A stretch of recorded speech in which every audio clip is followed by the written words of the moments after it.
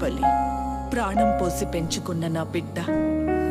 తన కోసం ఆ పరమశివుడు రాసిన గమ్యమేంటో అప్పుడు నాకు తెలియలేదు. తన మరణం ఒక ముగింపు కాదు, ఓ మహాకార్యానికి ప్రారంభం.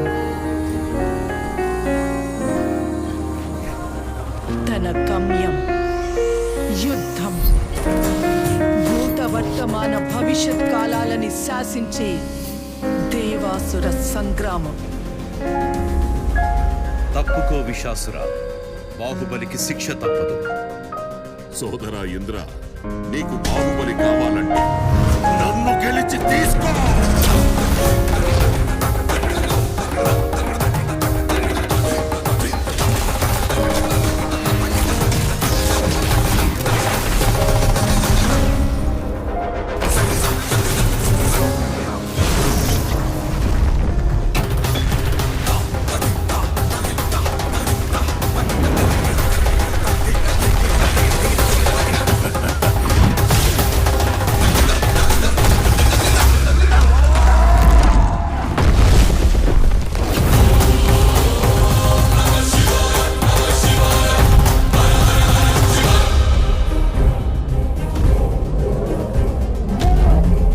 బాహుబలిని ఎవరు కాపాడతారు ఇప్పుడు?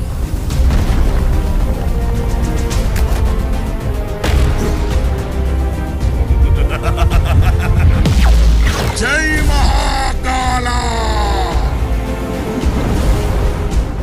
అదే ప్రశ్న ఇంద్ర, ఇప్పుడు నిన్నెవరు కాపాడతారా అని.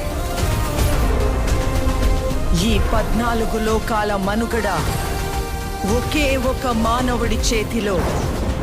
ఆ శక్తి పేరి